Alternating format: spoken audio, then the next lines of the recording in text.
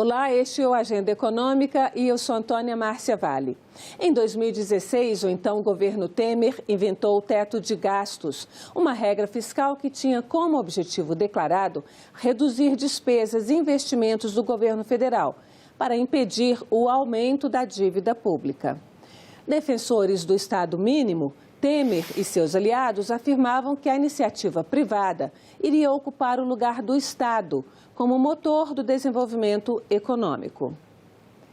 Mas no momento da crise, a iniciativa privada buscou o amparo do governo, que derrubou o teto. Agora, com a mudança de governante, discute-se uma nova regra fiscal que possa impedir gastos excessivos e, ao mesmo tempo, favorecer o crescimento econômico. Várias propostas começam a ser debatidas, uma delas apresentada por pesquisadores da Universidade de Brasília, entre eles o professor José Luiz Oreiro, que é o nosso convidado aqui no Agenda Econômica de hoje. Muito obrigada pela sua presença, professor. Eu que agradeço a oportunidade de estar mais uma vez aqui na Agenda Econômica da TV Senado. Professor, essa questão do teto de gastos, ela é muito debatida desde o começo, né? E o senhor foi um dos críticos também desde o começo. E agora a gente está num outro momento, ele já se mostrou realmente que não tem efetividade, principalmente em momentos de crise, e tem novas propostas começando a ser discutidas. O senhor apresentou uma delas. O senhor pode fazer um resumo da sua proposta e por que o senhor realmente acha que o teto de gastos não funciona? Então, vamos começar pela segunda. Quer dizer, o teto de gastos, ele estava condenado ao fracasso desde o momento da sua concepção, por uma razão muito simples. O teto de gastos, ele congela os gastos primários, ou seja, sem o pagamento de juros da dívida, né, o gasto primário da União, por um período de até 20 anos. Né? Bom, o problema é que, como você faz o congelamento no agregado, você esquece de olhar o que está dentro desse conjunto. Dentro desse conjunto, você tem, por exemplo, os gastos com previdência. Os gastos com previdência, eles aumentam por duas razões. Eles aumentam pelo crescimento vegetativo, ou seja, o número de pensionistas e aposentados, né? E aumentam pela indexação dos gastos à inflação passada, né? Que está, inclusive, vem, acho que desde o governo Fernando Henrique Cardoso, né? Que tem essa regra de não deixar que a inflação simplesmente corroa a renda dos aposentados. Bom, graças a esses dois mecanismos, o gasto com previdência, mesmo depois da reforma de 2019, cresce em termos reais 2% ao ano. E eles representam 57% do orçamento da União, né, de gasto primário. Então, era óbvio, se você congela o todo e tem um componente que é mais de 50% do orçamento, que cresce 2% ao ano, ele vai esmagar os outros. E foi exatamente isso que aconteceu. Tanto que nós estamos agora, no final de 2022, vendo isso de maneira muito clara. Não tem dinheiro para fechar o ano nas universidades federais, a Polícia Federal não tem dinheiro para emitir passaportes. A gente está numa situação de shutdown do Estado brasileiro por conta de uma regra que é uma imbecilidade que a gente já sabia em 2016 que ia dar errado. Bom. Agora, então eu vou fazer um parênteses aí, porque eu me lembro bem da discussão no começo, e um dos convidados aqui da Agenda Econômica foi então o secretário de Tesouro, que era Mansueto. E o que ele dizia, eu argumentei isso para ele, e o que ele disse foi: o Estado brasileiro, o brasileiro vai ter que decidir se quer, o que Estado quer, se quer continuar esse Estado que oferece pensão para todos os velhinhos, que banca uma saúde pública integral, que banca educação pública para todo mundo, ou se vai mudar. E isso vai ter que ser dito no orçamento. Então, como é que fica o Estado brasileiro? Existia a ideia de um Estado mínimo naquele momento. Essa ideia, ela é viável? Não é viável em lugar nenhum do mundo. E eu acho que a sociedade brasileira já demonstrou várias vezes que ela quer um estado do bem-estar social. Quer dizer, a Constituição de 88 estabeleceu isso. Depois você elegeu Fernando Henrique Cardoso por 2 mandatos consecutivos, você elegeu Lula por 2 mandatos consecutivos, e você elegeu a Dilma por 2 mandatos consecutivos, e agora reelegeu novamente o presidente Lula. Quer dizer, as preferências da sociedade já foram estabelecidas, estão claramente estabelecidas. A sociedade brasileira quer cuidar dos velhinhos, quer saúde universal, quer políticas de assistência social, quer que o Estado seja o maior provedor de educação, Tá? E também quer que o Estado seja minimamente desenvolvimentista, no sentido de ele projetar o desenvolvimento econômico, financiar investimentos em infraestrutura, etc. Então, isso está dito. Quer dizer, o que aconteceu em 2016 foi por razões que os historiadores, sociólogos, antropólogos vão debater nos próximos 30 anos, é que houve um curto-circuito na sociedade brasileira, né, e que houve, assim, uma brecha para os liberais tentarem empurrar por goela abaixo da sociedade brasileira um modelo de sociedade que o Brasil não quer. Né? O Brasil não quer esse Estado mínimo. Então, como ele não quer o Estado mínimo, você tem que mudar a regra do teto de gastos. Aliás, que, na verdade, já acabou de acabar, de fato, ainda não de jure, mas ele já acabou.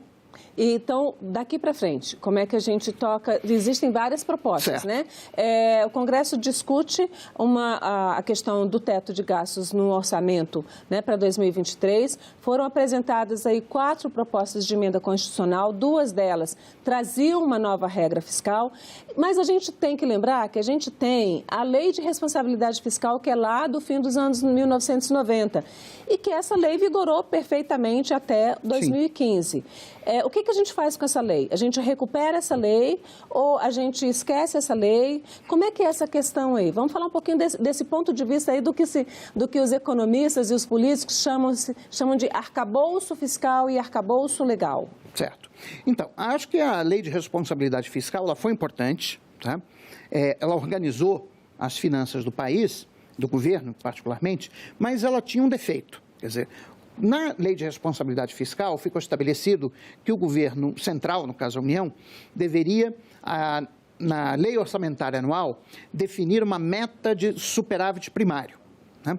Bom, isso foi feito, né, no segundo mandato do presidente Lula, no segundo mandato do presidente Fernando Henrique Cardoso, primeiro mandato do presidente Lula, segundo mandato do presidente Lula e primeiro mandato do presidente Dilma. Isso foi feito. Só que a regra de resultado primário ela tem um problema. Ela é procíclica.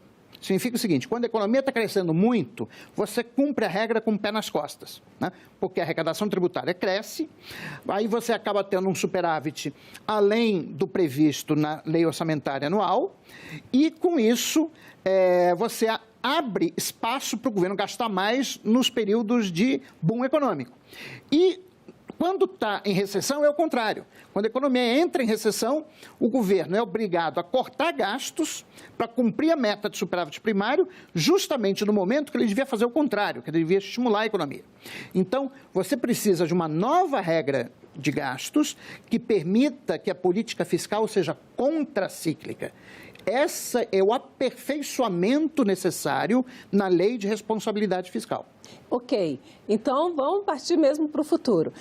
Feito o diagnóstico, o que pode se apresentar? O senhor e a equipe de vários estudiosos da UNB, vocês apresentaram, vocês têm uma proposta. Temos. Existem outras propostas. Certo. Tem uma proposta do Grupo das Mulheres, Elas no Orçamento, tem proposta de grupos da Unicamp. O que o meio acadêmico da economia vê hoje como uma possibilidade, porque esse vai ser o grande debate de 2023 entre governo e Congresso, é como organizar as contas públicas. Então, deixa eu deixar uma coisa clara. A questão da inclusão das mulheres no orçamento pode ser feita independente de qual é a regra fiscal. Tá? Quer dizer, isso aí é uma questão normativa, tá? Que eu acho absolutamente justa e que tem que ser incluída no ramo de políticas públicas a serem financiadas pelo Estado brasileiro, ok? Bom, feito esse esclarecimento, quer dizer, a nossa proposta é em consonância ao que é adotado na União Europeia, tá? Então, não é uma regra que a gente está tirando da nossa cabeça, tá? Mas em consonância ao que é adotado na União Europeia, adotar uma regra de superávit primário estrutural. Né? O que é essa regra de superávit primário estrutural? É você ter uma meta de superávit primário avaliada para o caso em que a economia está operando com, entre aspas, pleno emprego dos fatores de produção e com o preço das commodities que o Brasil exporta, tipo soja, petróleo, etc., na sua média de longo prazo. Então, você vai definir superávit primário estrutural. Bom, Se a economia estiver funcionando abaixo do pleno emprego, você pode ter um superávit menor do que o estrutural. Por quê? Porque com a economia funcionando abaixo do pleno emprego, tem menos arrecadação de impostos, portanto, o governo vai ter um superávit menor. Mas essa flexibilidade dá ao governo os graus de liberdade para não reduzir os gastos no momento de uma recessão, porque isso piora as coisas. Isso torna a recessão ainda mais profunda, que foi o que aconteceu em 2015, no primeiro ano do segundo mandato da presidente Dilma Rousseff, que, aliás, foi uma das razões que acabou levando à crise que desencadeou o impeachment. Sim.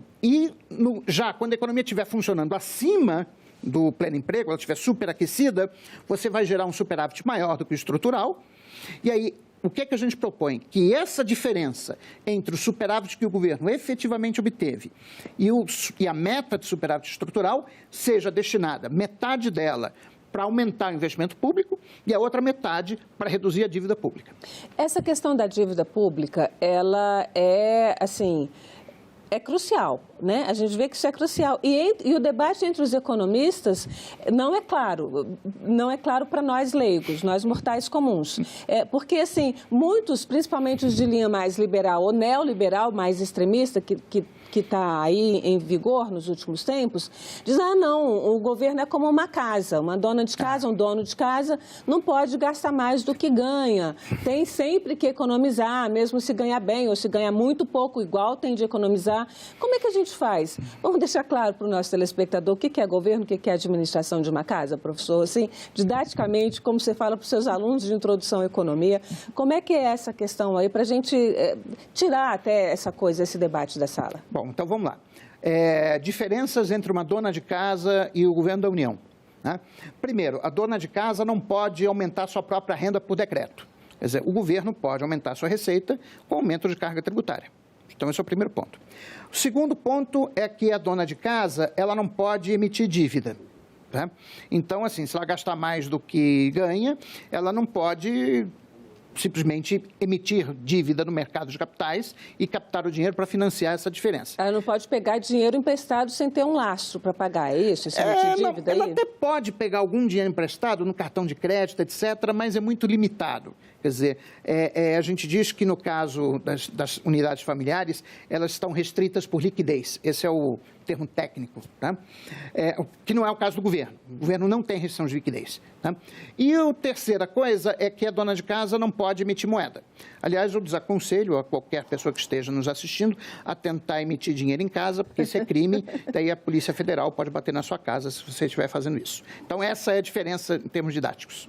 Tá, então, saindo dessa diferença, no governo, como é que a gente pode trabalhar, então, para resolver, ou para ter um limite dessa dívida pública, mas ter uma política fiscal que estimule, que até o título desse programa, uma regra fiscal para estimular o crescimento. O senhor falou em pleno emprego. O pleno emprego é viável? Então, vamos lá, são duas coisas diferentes. Primeiro, vamos à questão da dívida. Como é que você vai calcular a meta de superávit primário estrutural, né? Ou seja, aquele de pleno emprego? Você vai calcular um resultado primário que seja suficiente para que no médio e longo prazo, não no curto prazo, mas no médio e longo prazo, ele gere uma trajetória da relação dívida pública-PIB que seja cadente, tá? Bom, isso você vai... E por isso vai ser muito importante resgatar o papel dos planos plurianuais, que nesse governo Bolsonaro simplesmente desapareceu, tá? Mas era um instrumento, né, de planejamento e gestão muito importante, tanto no governo Fernando Henrique Cardoso, principalmente no segundo mandato, quanto nos 2 mandatos do presidente Lula, tá? Então, esse é o ponto, tá? Você precisa calibrar o superávit para reduzir a dívida pública no médio e longo prazo. Agora, como é que você vai estimular o crescimento? Ora, você vai ter flexibilidade no orçamento, né, para se adaptar ao ciclo econômico, né? Ou seja, as oscilações da economia, tem momentos em que a economia está funcionando abaixo do pleno emprego, outros que ela está acima do pleno emprego.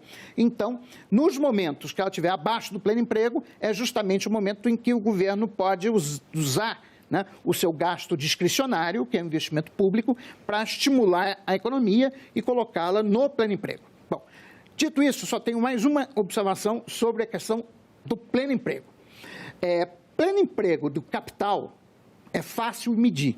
Tá? Você simplesmente vê o grau de utilização da indústria, tá?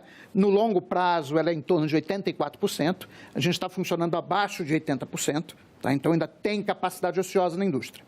No caso do mercado de trabalho... Mesmo se for 84%, tem uma grande capacidade ociosa, né? Mas aí essa capacidade ociosa é considerada normal. Tá? Por uma série de razões estratégicas, a indústria mantém uma certa capacidade ociosa que é desejada por ela. Tá? 100% não é, o limite físico não é o pleno emprego da capacidade instalada na indústria. Tá? Agora, o mercado de trabalho é um pouco complicado. Se a gente for olhar os números atuais do mercado de trabalho, você está com um desemprego que provavelmente vai fechar este ano entre 8% a 9% da força de trabalho. Bom, é muito menor do que ele estava 4 anos atrás, que estava 14%. Tem alguns economistas, que não vou citar o nome, mas dizem que a economia brasileira já está em pleno emprego.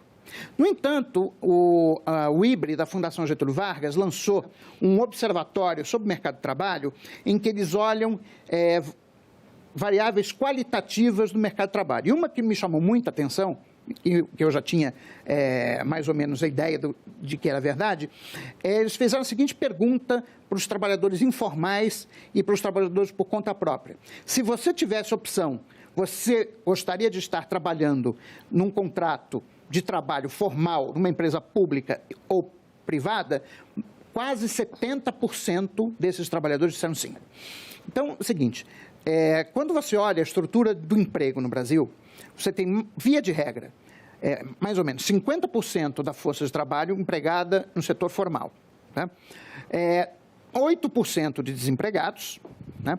E os outros 42% são trabalhadores por conta própria ou informais. Né? Bom, dentro desse universo de 42%, 70% gostariam de estar trabalhando no setor formal da economia. Esse era outro ponto. Hoje se fala o informal, o trabalhador informal como empregado, e conceitualmente não é, né? Ele é um trabalhador na ativa, mas ele não está empregado se a gente tomar emprego como o conceito daquele que tem uma formalização da venda da sua força de trabalho. Então, na verdade, a gente não tem só 8% de desempregados, a gente tem muito mais. Era exatamente esse ponto que eu queria tocar. É o conceito de desemprego disfarçado, que a economista inglesa Joan Robinson, que foi aluna do John Maynard Keynes, escreveu no artigo em 1937, Disguised Unemployment. Você imagina, quer dizer, o seguro-desemprego no Brasil, ele dura pouco, são 6 meses, tá? E o nosso desemprego de longo prazo é grande, ou seja, boa parte dos desempregados ficam desempregados por mais de um ano. Bom, o que é que uma pessoa que fica desempregada por mais de um ano faz? Ela tem que viver, tem que comer. Ela se vira, né? Ela se vira, exatamente. Dá um jeito. Não, mas exatamente isso que significa o trabalhador informal e por conta própria. Quer dizer, se fez uma certa gourmetização ou glamorização do, entre aspas, empreendedorismo. Eu que imagino que o pobre do economista Joseph Schumpeter deve estar se revirando no túmulo, né? Foi ele o criador, né, da ideia do empresário, inovador, etc. Quer dizer, o que nós chamamos de empreendedor no Brasil, na minha época de adolescência, a gente chamava de bico. Quer dizer, o trabalhador que está fazendo bico, né? Que está informal ou por conta própria, porque ele não consegue uma vaga no setor formal. Então, o nosso desemprego não é 8, 9% da força de trabalho, isso não é pleno emprego. Nós temos aí pelo menos um 30% da força de trabalho que gostaria, que não está no setor formal, mas que gostaria de estar no setor formal. Portanto, o que eu quero dizer com isso é o seguinte, que nós não temos restrição de oferta de trabalho ao crescimento da economia brasileira no médio e longo prazo. A restrição é de capital, ou seja, de estoque de máquinas, equipamentos e infraestrutura pública. É essa restrição que tem que ser removida e, para isso, uma regra fiscal como a que nós estamos sugerindo é importante porque ela amplia os investimentos em infraestrutura e a evidência empírica avassaladora é de que o investimento público e o investimento privado são complementares. Essa ideia de que que foi feita no governo Temer e foi continuada no governo Bolsonaro, de que sai o Estado, entra a iniciativa privada, isso não tem nenhuma evidência empírica. Isso é terraplanismo econômico. Agora, então, na prática, Estado e iniciativa privada precisam andar juntos. Exatamente. Que é... Quanto cabe a cada um nesse latifúndio? Não, isso é uma questão que depende de cada país, de cada circunstância histórica, né? Mas se a gente olhar o modelo asiático, tá? Japão, Coreia, China, Malásia, etc., quer dizer, nós vamos ver claramente uma parceria Estado-mercado. Tanto que na literatura econômica que analisa esses casos são chamados de caso do Estado desenvolvimentista, que é diferente do Estado soviético. Mas são duas coisas diferentes, tá? Eu quero deixar aqui bem claro que eu não estou defendendo comunismo, planejamento centralizado, nada disso, tá? Estou defendendo uma economia capitalista, uma economia de mercado, mas uma economia na qual o Estado tem um papel fundamental de indução do desenvolvimento econômico e complementar a iniciativa privada.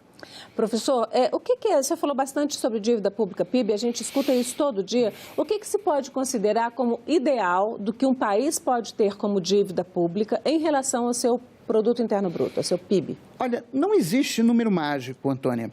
Quer dizer, o que sim é importante que haja uma previsibilidade sobre a trajetória da dívida no médio e longo prazo. Tá?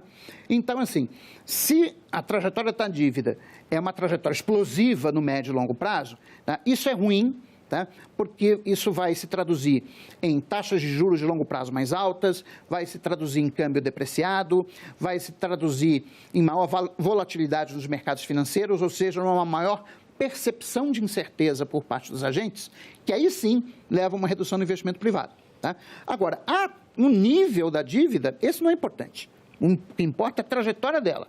Por isso, repito, a importância de uma regra fiscal que dê esse cenário, mostrar para os agentes, olha, no médio e longo prazo, a nossa política fiscal é uma política fiscal que vai levar a uma queda da relação dívida pública-PIB, não porque ela vai pôr uma camisa de força nos gastos do governo, mas porque ela vai gerar uma trajetória de crescimento e de superávites primários que vão permitir a queda da relação dívida pública-PIB, né, no médio e no longo prazo. Professor, o senhor é oriundo de uma escola pública, de uma universidade pública, o senhor é professor de uma universidade pública.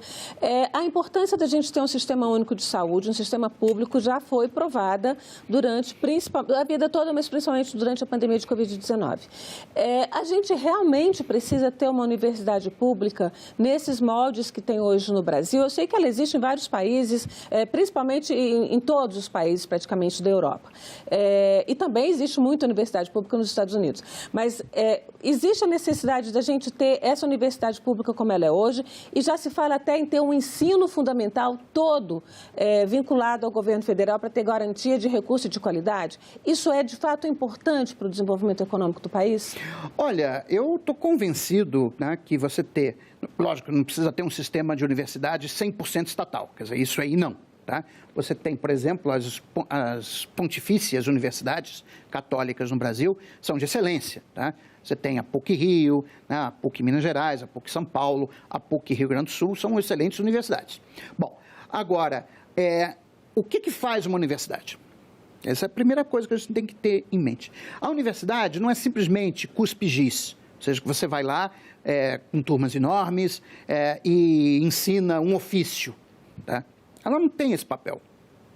Até tem, tá? Mas não é só esse. Quer dizer, a universidade é o locus da pesquisa básica, da ciência básica. E é uma ciência que é uma pesquisa que não tem retorno de mercado, mas que é fundamental para a pesquisa aplicada. Então, essa pesquisa básica é feita nas universidades e custa muito caro. Tá? Então, por que um professor de uma universidade federal só dá 8 horas de aula na semana, como até o ex-ministro, que também não quero mencionar o nome, disse que era um monte de, enfim, pessoas que não tinham nada para fazer, que só trabalhavam 8 horas por semana? Porque nós temos parte significativa do nosso tempo para pesquisa, tá? E é por isso que as universidades federais são importantes e elas são caras. Professor, eu quero agradecer mais uma vez sua presença aqui no Agenda Econômica para nos ajudar a refletir sobre, sempre nesses momentos delicados da vida política e econômica brasileira. Muito obrigada. Eu que agradeço o convite, estou sempre à disposição. Bom, e eu agradeço também a você que nos acompanhou até aqui. Você pode rever este programa ou encaminhar para alguém a partir do site da TV, senado.leg.br/TV ou do canal no YouTube. Até a próxima Agenda Econômica.